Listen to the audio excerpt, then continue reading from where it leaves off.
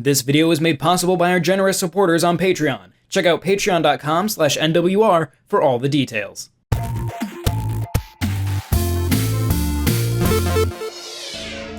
I have fond memories of playing Tales of Symphonia nearly 20 years ago. It was one of the first JRPGs I'd ever played, and to this day I consider it a gold standard of the genre. With a complex narrative in a massive world, fluid real-time combat, and a star-studded English dub featuring the likes of Scott Menville, Jennifer Hale, and Tara Strong, there's plenty to love about this game. There are a few things that haven't aged too well, such as the lack of quality of life features from future Tales titles and a messy opening act with clunky exposition, but I'd still easily recommend this game to anyone looking to play an absolute classic.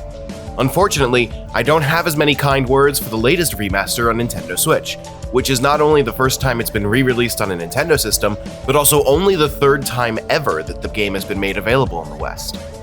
There are enough problems with Tales of Symphonia Remastered that it feels generous calling it a remaster at all. It boasts no new content and very few improvements at all, but it also retains every technical flaw from previous re-releases while managing to introduce brand new problems of its own. Symphonia Remastered is based on the PS3 re-release from 2014, and many of its issues are inherited from that version. There's been a lot of talk about how the game is locked to 30 FPS, a downgrade from the GameCube version's 60 FPS that has its roots in the initial PS2 port. If that were the only issue, then things might not be so bad. But the game's art style was also compromised with inconsistent rendering for the anime-style character outlines featured in the original release. The outlines never managed to look as bold as the original GameCube version, and depending on the scene, they sometimes vanish entirely. Some scenes also bizarrely have dialogue that is completely missing in PS3 and Switch versions. This isn't a matter of censorship or an updated localization. Characters will still reply to missing lines as though they were still there. Colette, the chosen of regeneration. Unlock the seals that guard the Tower of Salvation, and climb its stairs to heaven in distant lands. I humbly accept this task. Colette, the chosen of regeneration.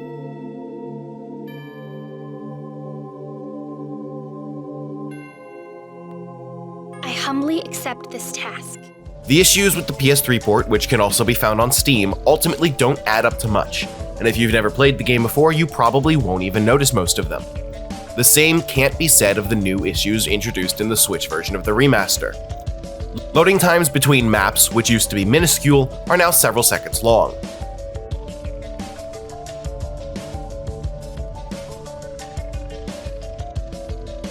Colors are less vibrant across the board, with the game's brightness being turned down in all scenes. Textures have been AI upscaled, with visual details devolving into a smeary soup as a result. The battle UI now features texture seams not present in any other version, and small icons and text fonts now have visible compression artifacts.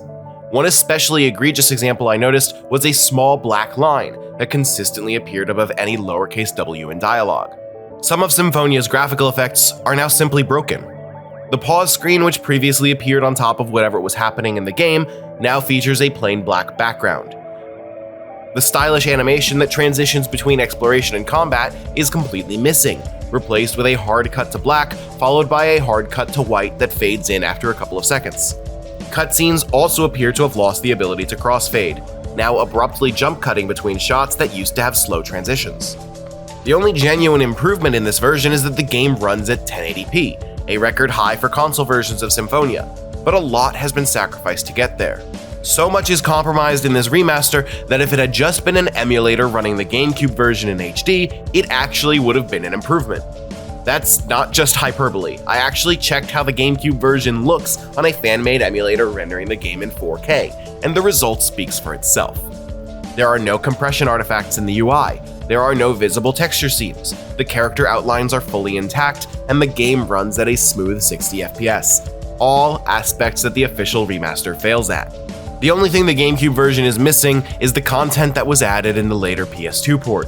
But at this point, I'm starting to wonder if that content is even worth the trouble. Tales of Symphonia seems to be a game that is just doomed to get a bit worse with every subsequent re-release. It's difficult to justify calling this new version a remaster at all, since it includes all of the problems with the previous version while introducing entirely new problems on top of that.